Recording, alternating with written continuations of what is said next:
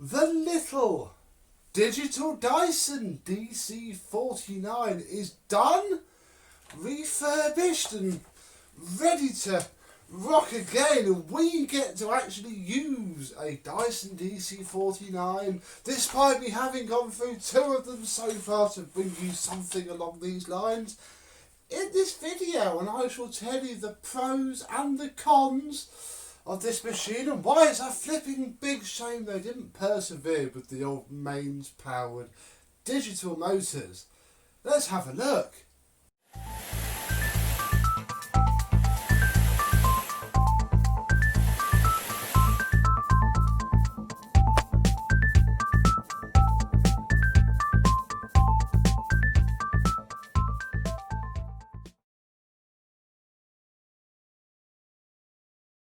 Yes, hello, my vacuum cleaner chums and fans of teeny tiny Dysons. Look, it's upholstery tool for scale.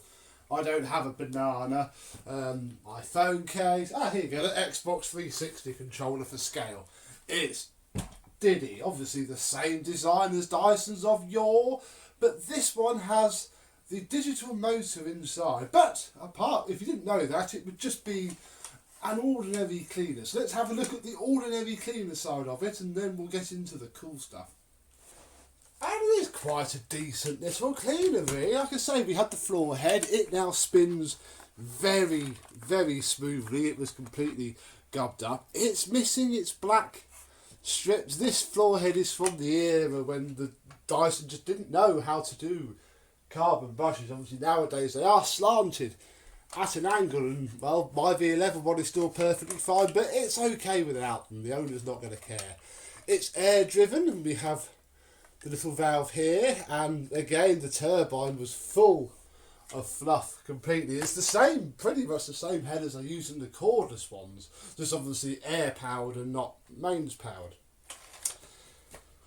Hose, wand, they're the same. The hose is a bit weird because it's more of it's a different style to the other cylinder cleaners hoses that they use, and again it's quite short. If I have this up to where I quite like to clean, you do end up pulling the machine back as you move it around. Although I'm sure if you were sort of vacuuming and kept it, no, I think yeah, even any pull at all. But the thing follows you around very nicely, even though it likes to tip back. It doesn't actually tip back.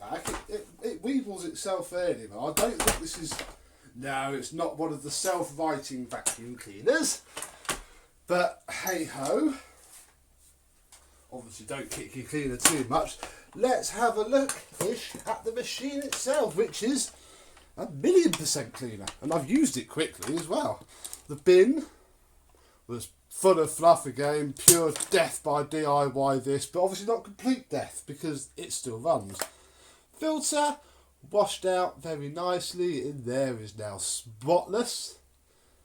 Very nice machine to take apart. This start from the bottom and work up the same as any other modern-ish Dyson cylinder, and yeah, it's just what it is. Right. Should we plug it in, turn it on and do some vacuum? Because it actually has suction now.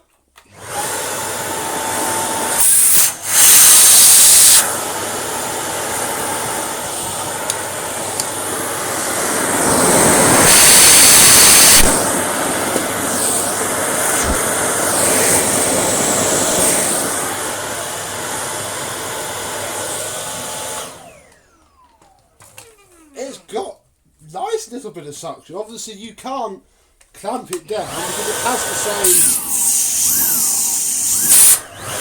pulse as the cordless cleaners. In fact, it seems to start and stop very much like the cordless cleaners. Hang on, let's go and get a Dyson cordless cleaner. Here we go, look! One lightly used Dyson digital motored cordless cleaner.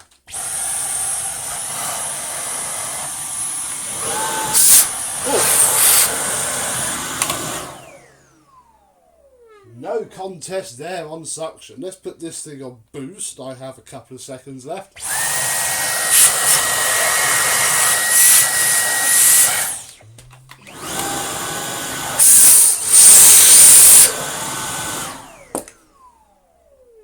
There's just no contest. That thing has oodles more suction than this, and yet they're both cut from the same cloth. And again, yeah, they both pulse.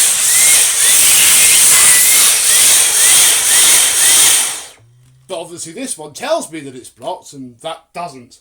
It just pulses.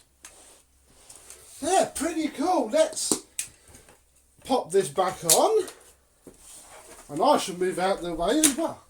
We'll let the vacuum cleaner do the talking.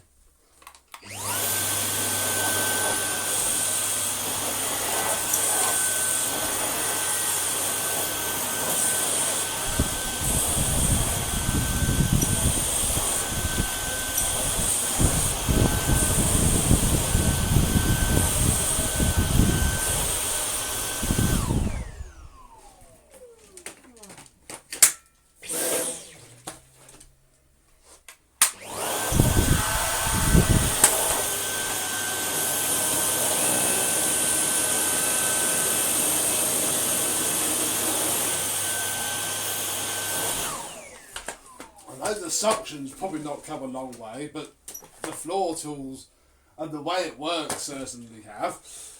This is probably how they get away with it. It doesn't like this rug, as you can see, it skips across the pile in the wrong way, but it spins very fast. Can't stop it.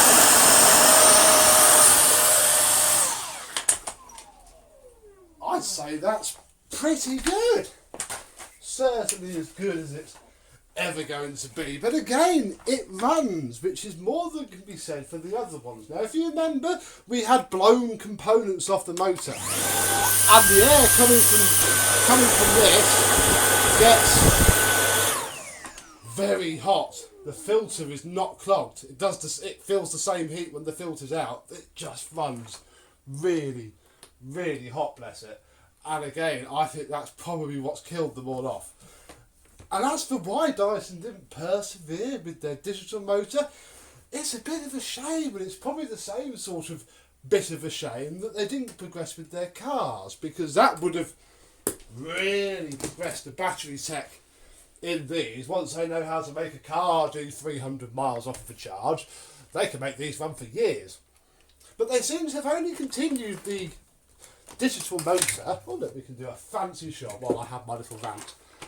In the cordless ones now, and I do quite like the cylinders, you know, I can see in a little flat, even my house this would be okay. It's less bulky to store, doesn't fall over, you know, it'll support itself and its tools if you get the parking slot right. And don't have the wand up. Amateur.